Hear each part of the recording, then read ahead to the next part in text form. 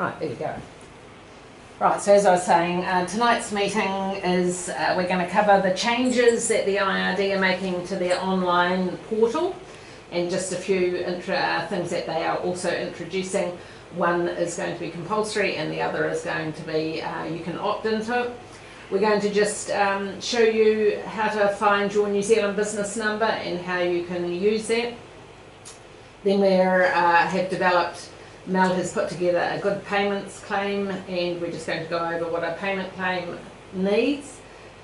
Also the NZMTA are wanting to put together a sort of a quote template, but they also want to have a whole list of things to consider when you're quoting, so we'll go over that. We have a charge out calculator that was sent to us from Certified Builders, which is quite interesting, and then we'll just go over the next couple of meetings and what they're about. So we'll start off with the just a quick PowerPoint for the IRD changes. Now it's, oh yeah, the PowerPoints are clear, sorry, the couple of videos aren't quite so clear on the screen. So the changes, so they're introducing a accounting information method which is nicknamed AIM. If you do your cash book on a online like Xero or MYOB, you can opt in to do this, and basically what it does is it calculates your profit throughout the year, and then you can pay your provisional tax on the same date as your GST. If it turns out that your profit isn't as what was predicted, in the end you get a refund. So it's something that I think it'll take us a wee while to sort of understand how it all works, and it'll take a while for people, I think, to buy into it. It is only for companies that have up to $5 million turnover. They have also introduced, it's just been passed by government, so it's optional this year, but as of the 1st of April next year, payday filing for your PAYE schedules will be compulsory. So we'll talk about how you do that. So the accounting information method, it uses information from your accounting software to calculate your income tax. The profit is taxed at your individual or company tax rate, and the amount of tax is your provisional payment. It works it out from the information in your software and includes depreciation, private use, debtors, creditors information, any trading stock, and the payments align with your GST due dates. So we'll sort of probably have a few people sort of have a wee go at it and sort of see, and then sort of just keep you updated. So proposed changes to the payday filing. It was sort of going through government, but it was just this week has just been passed. So while it says that it is voluntary currently, that's only until the 1st of April next year, and everybody will need to do that. So your PAYE pay date stays the same, it only affects the schedules etc. being filed. So the day that you do your wages, you will then file your PAYE schedule. So if you do your wages weekly, you would file it weekly, but you would still only pay on the 20th of the following month. So you complete them at the same time and frequency as you pay, rather than just monthly as it is now. And as I say, will be compulsory as of the 1st of April next year. So it's something everyone will need to start looking at. So I'll do a quick wee video on the changes to the online portal, which I will also send out. I've sort of printed off 3 pages because it's a wee bit blurry and it's quite hard to sort of see on there. But I will send that out after the meeting once I've finished tomorrow in Cromwell. Well, next week I'll put together an info about the whole tonight's, and then you'll be able to sort of have that there to print off when you're actually on the portal.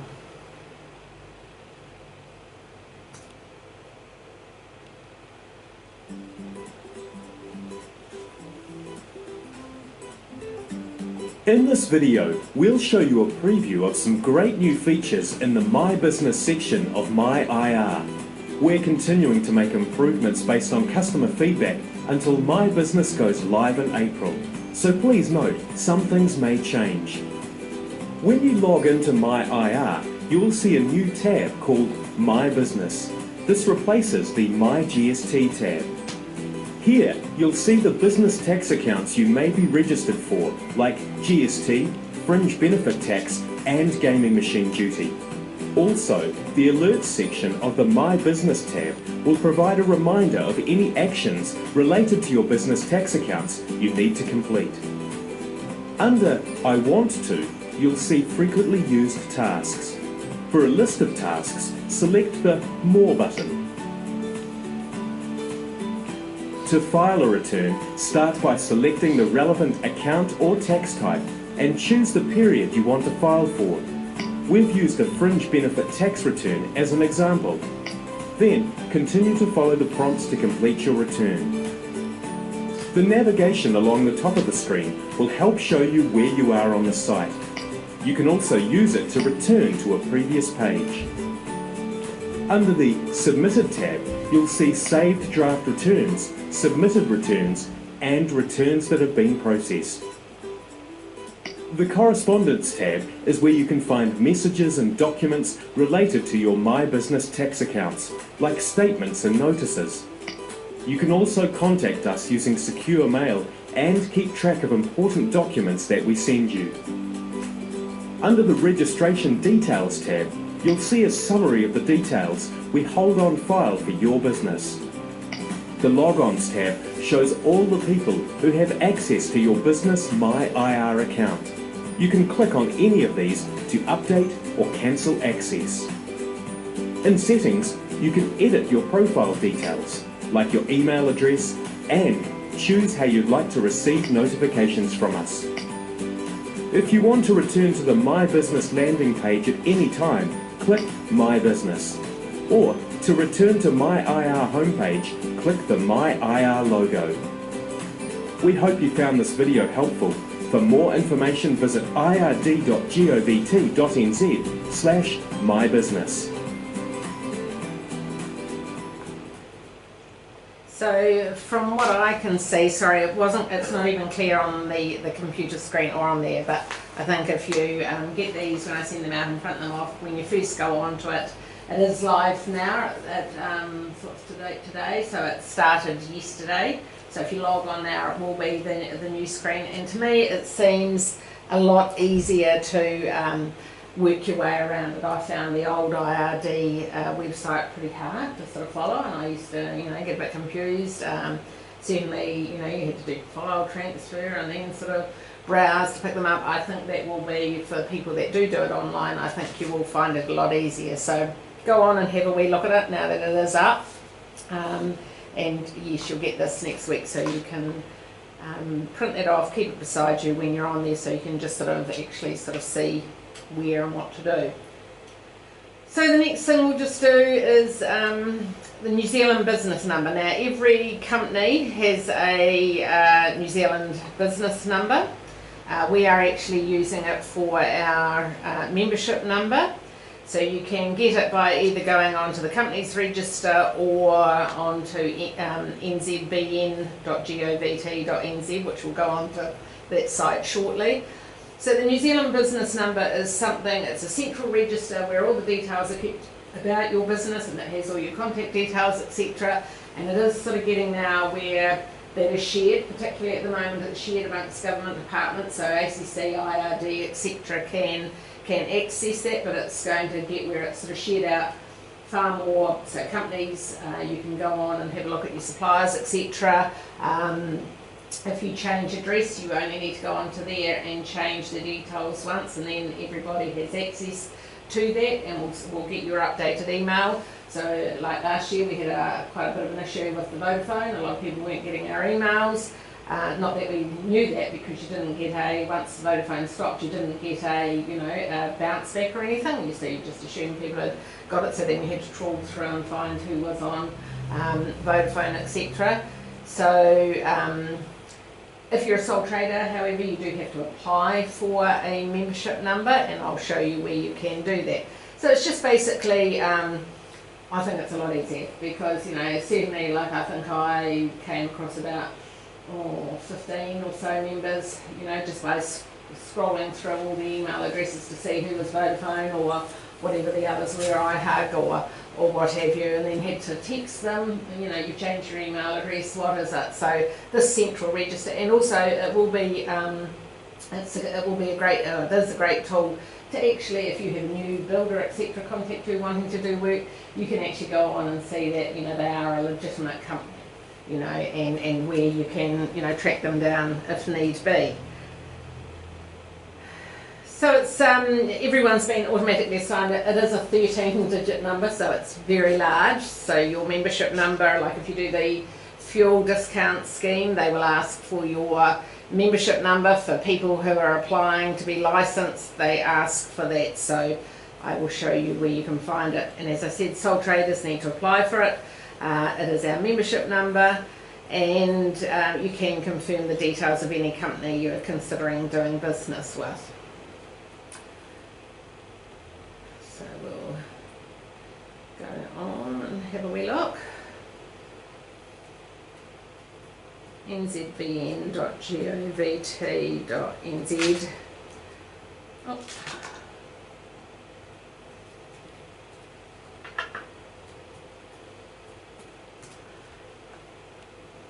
So it comes up, so it's about it here, so you can search for a business. So I'll put in Buckland Brick. There we go, Buckland Brick and Block Glass. So there is my NZBN number, and if you go into it, it will bring up sort of all details about, you know, the type of company and who your accountant is and who the director is, etc., etc. So if you are wanting to get a NZBN, so this would be for the sole traders who are wanting to apply for one. They would go on here, nzbn.govt.nz, and get a business number, find out more, click there. But if you're having trouble finding yours, give me a yell and we can sort of find it for you, particularly if you need it for anything like, as I say, the fuel discount scheme, or you know, licensing if any of your staff, etc., are getting licensed. So we'll go on to payment claims. What I'll do is show a short video.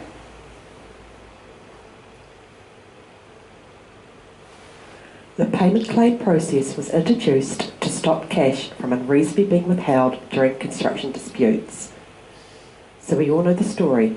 You do the building work, customer appears happy. Then you send in your invoice and the relationship starts to change. The due date for payment comes, but payment doesn't, and you're greeted with a less than friendly response when you phone to find out why you haven't been paid. It turns out that they've gone through the building work with a microscope, and there are a few aspects of the work that they're not happy with. So they have completely withheld payments until their concerns are sorted. The Construction Contract Act payment claim process has been designed to make communicating disputes clearer and provide some transparency for any funds that are withheld to make things fairer. So the idea is that for any building work, you issue a payment claim rather than just an invoice. Once the other party receive a payment claim, they have until the due date on the payment claim, which is usually 20 working days later, to either pay the amount claimed or in full, or issue a payment schedule. A payment schedule is a formal process for a customer to communicate any concerns they have about the build and any payments they are withholding until the matters are resolved. A payment schedule must also show how the customer calculated the amount they are withholding. If the customer doesn't respond to the payment claim with a payment schedule by the due date, then they must pay the payment claim in full. They can still resort to other legal action to claim monies owing for unresolved faulty building work, but they still have to pay as per the payment claim. If they don't issue a payment schedule and fail to pay you, then you can commence debt collection processes and enact any other contractual rights, such as interest on money owed, and they cannot raise concerns about the building work as defence to not paying. If you are working as a subcontractor, then not being paid for the work yet is not a reason that can be claimed on a payment schedule. Right, so there's a short PowerPoint as well, which will be which will sort of break it down a little bit more for you and sort of have some examples.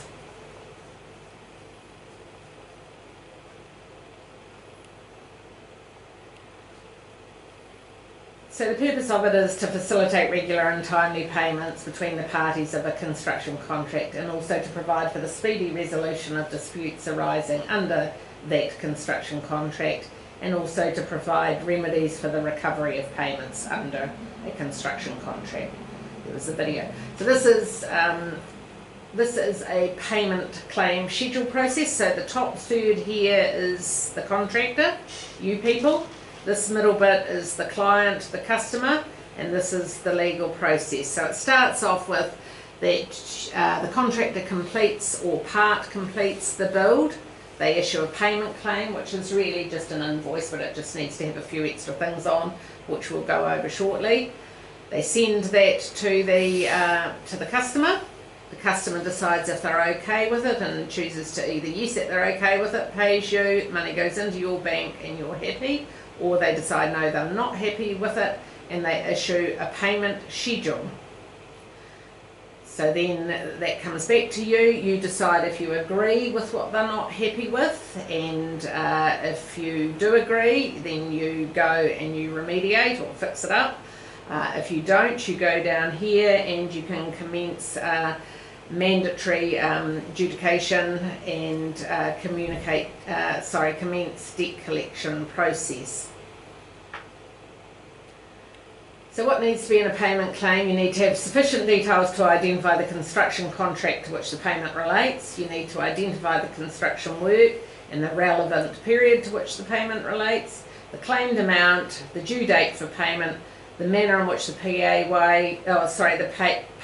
calculated the claimed amount, and the claim must be in writing and state that it is a payment claim under the CCA, and information for them on responding to the payment claim. So what do I do if I receive a payment schedule? So that's if someone comes back to you. So this little thing here, it's got the amount of the project, or the amount of the claim, the amount that the customer is going to pay. So say if there was $2,000, if it was $2,000 short, that's made up of lead boxes crooked, or mortar's not sufficient. So they have to specify. So if you do receive one of those, you have to read and understand what the issues being raised are and look into them. And if it's appropriate, you might consider suggesting getting a Federation assessor in to have a look at the job. And you have responsibilities under the Building Consumer Rights and Remedies regulations to rectify any faulty building work anyway. And you should have dispute resolution clauses within your terms of trade or contract that require mediation or adjudication. What do I do when I don't get paid on the due date? So on the due date, if no payment schedule is received, then the outstanding amount becomes a due debt. So basically, if on your invoice or your quote you say that payment must be made within 20 working days, if by that 20 working days you haven't received a payment schedule saying they're not happy, then automatically it becomes where it is a debt, and from there you would then write to the other party a demand letter reminding them that as they've not issued a payment schedule, then the full amount is due immediately, and give them a time frame to pay to avoid debt collection. Or you could seek a monetary order from the courts disputes tribunal if it is less than 15,000, or if 20k if both parties agree to the disputes tribunal process. Lodge the debt with a debt collection company or sell the debt to headhunters, whatever.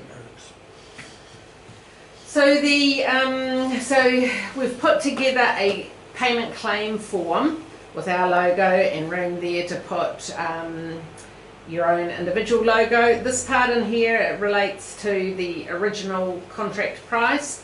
This has any variations, and then you break down your payments here. Sorry, it isn't clear on here. I have sent it back to the lady that designed it, because when it was filled out all the fonts were different sizes, etc. So she's just tidying it up, and then I will email it next week to everybody along with this about how to respond to a payment claim. So basically, what you need to sort of cover, so when you quote a job, you need to also include your terms of trade, of which we do have copies for everybody to use, which are very thorough and quite lengthy, but you know, you do need to cover yourself. And on there you have also your terms of payment. You need them to come back and sign, which then makes it a contract. So, you know, you give the quote, you have on the bottom signed acceptance, they sign it, email it back to you, say, now you have a contract. So then you would do your payment process like the payment claim form that we have. You can adjust so long as your invoices have what's on that, then you're totally covered. Then you are sort of in that system. It is really, I mean, as I've sort of said, a lot of them, you can do work for a builder for years and years and years, and you both have a mutual understanding of how you both operate, and all's very good, until that builder gets one client who suddenly picks on something, and you know, and then all of a sudden, well, it's not in writing, so you know, you're sort of not covered type thing. So I know for a lot of people it sort of sounds like it's a lot of paperwork and what have you, but it is all just about protecting yourself. So, as I say, I'll send out all the bits and pieces from that.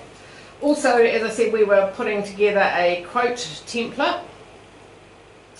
So, but until we can do the quote template, we just want to have input from everyone as to things that should be included. Now, I just wrote down a whole list of things that, you know, I've seen and have used over the years. I put one side veneer and one side masonry. It probably sort of started me thinking last year we were to do a just a concrete block fence on a very busy road in Christchurch. I rang the company to get the blocks delivered, and they said, we can't deliver to that address, we need a traffic management plan, can you send it through? Now, traffic management plans cost money and they don't happen overnight. You know, you sort of put in a process, it has to be accepted, and how the truck's going to park and what have you. Now, you may not sort of have that down here, but I think eventually, a bit like health and safety, it will all feed its way in. So like if you were doing a job on, you know, the main road here, you will eventually need to have traffic management plans. So it's just sort of, we just want this list of things that you could just print off and have beside you when you're doing a quote, and you know, make sure you're covered. Even last night, some of the guys, you know, sort of added a few things. You know, as I've said, say, so long as you've sort of specified, like I always sort of put, so long as the foundation is, you know, sort of level, etc. Because, you know, every now and again you get a foundation that's got more waves than some of each. Now, if you haven't specified, you know, then do you cut them all? You know, who pays for that sort of thing? Whereas if you've specified that it's based on that the steel's correctly placed in the right place, all these sorts of things. Who's responsible for what? If you're doing brickwork, lintels, what size you use, who's placing them, who's flashing them, who's responsible for the scaffolding, roof protection if you're up on the roof, if you're doing an addition, alteration, site protection, landscaping, power, water, just lots of different things just to consider. So if you have ever had anything that you've been a bit caught out of that you think needs to be included, the guy said last night, something about the steel on the foundation before you lay your blocks, sort of cutting the steel. Is it tied to something? They were talking about, you know, cutting the ties. Oh, that's when the pole is put in place, is it? Yes. They tried to hold it up. Yes, yeah. Yeah. But lots of 10 minutes can add up to lots over a job, you know, if there's sort of steels out and all sorts of things. So it's just, yeah, I mean, obviously they've had big issues sort of with it as an ongoing sort of issue. Rubble removal even, you know, if you're labour only and you haven't supplied the bricks, who's responsible for getting rid of the rubble? You know, is it you, what have you? So, you know, just we think, I do, think it's ideal to have it sort of included in your quote. So if you can add anything to that, so we can put up a bit of a template that we can send out to people just so they can have a flick through it whenever they're doing a quote and just think, oh yes, you know, maybe I should, you know, sort of cover that. You know, bricks getting delivered at our sites are now very small, so the bricks are obviously only plonked right in front of the garage door, and so loading them out, etc. So my quotes say, you know, the price is based on the bricks being delivered around the work areas, or if you've had a plan and you can see that they're not going to get around, well then you can allow for a bit of load out. So a bit of feedback, you know, would be handy if you can. And charge out calculator.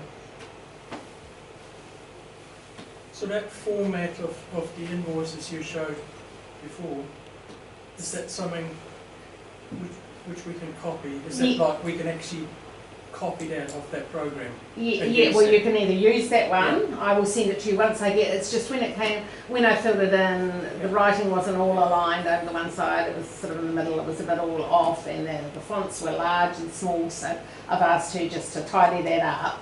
Then when I get that back, which I would imagine will be, you know, maybe hopefully tomorrow sort of thing, then I can send it out to you, and then you've got a payment claim, and then you just add They'll the go details. live on our member-only area? Yes, yeah, it will be. With our other forms and expenses. Yes, when done. On our website, that's free.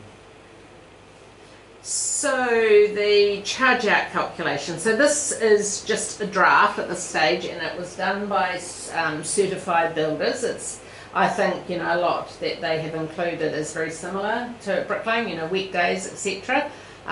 So we'll just have a wee look at it. What we are going to do is probably spend a wee bit more time on it and make it possibly a bit better or a bit more specific to Brick Lane. So if you're paying someone there $25 an hour and they work 45 hours a week, then you add how many days a week will they be working, how many weeks per year do they get for sick leave, annual leave, how much non-taxable allowances per week.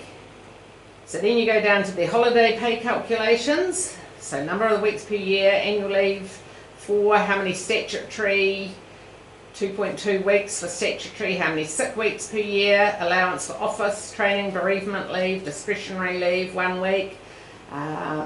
Total of holiday weeks off per year is 8.2 weeks. So productive weeks are 43.8 weeks per year of actual productivity.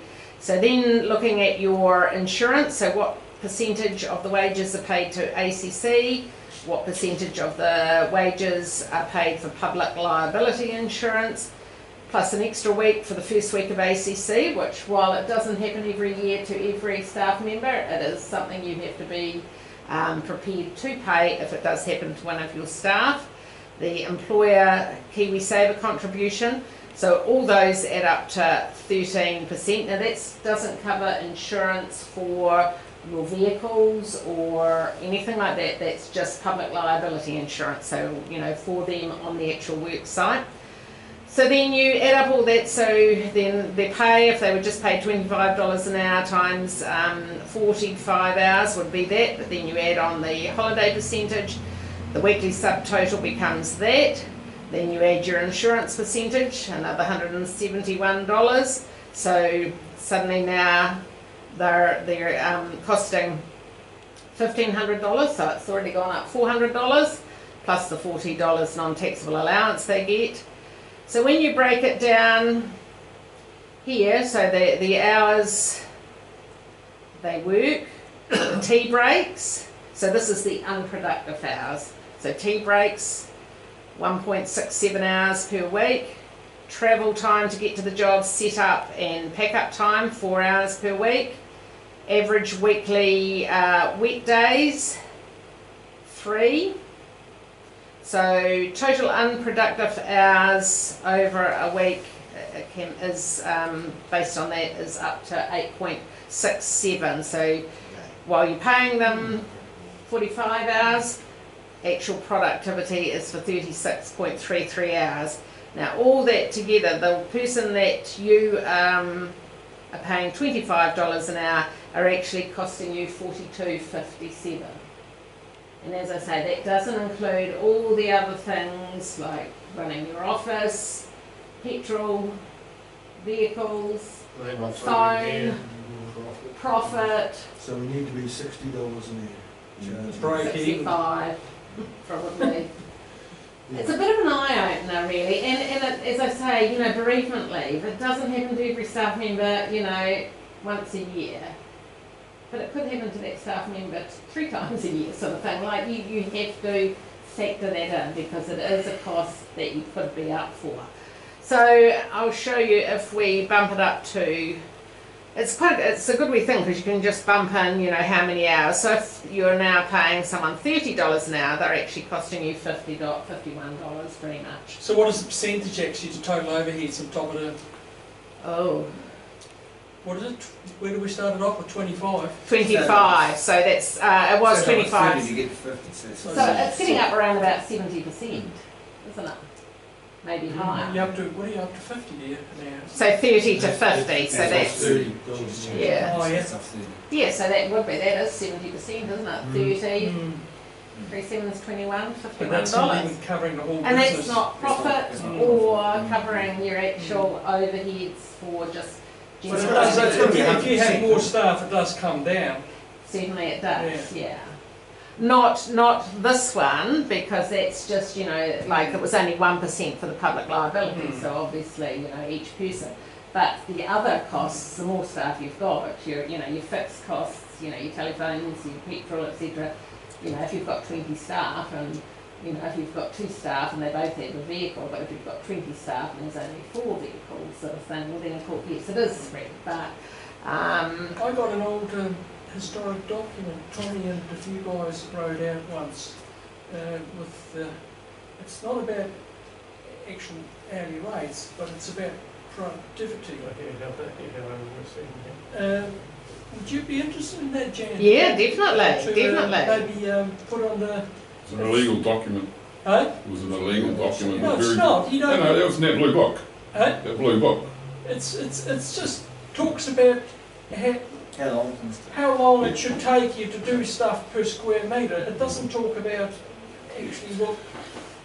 Just make it short. But it's No, no, quite I interesting know, to I'm go saying that. through it and Yeah, what was expected of a tradesman to do in a day. And I just wonder how Oh yeah. the respond of some people, maybe when they read it, to see if it probably wouldn't be that far out, even 50 years later. Probably true. And I think this would be a bit of a shock to people. And I've also put together a calculator based on how much per square metre you're getting paid for a job. If you know, if that's how it works, which a lot of the group housing do. How much per square metre, how many square metres, how many average hours it takes to do, you know, say an average 100 square metre house, etc., minus the percentage of your annual overheads.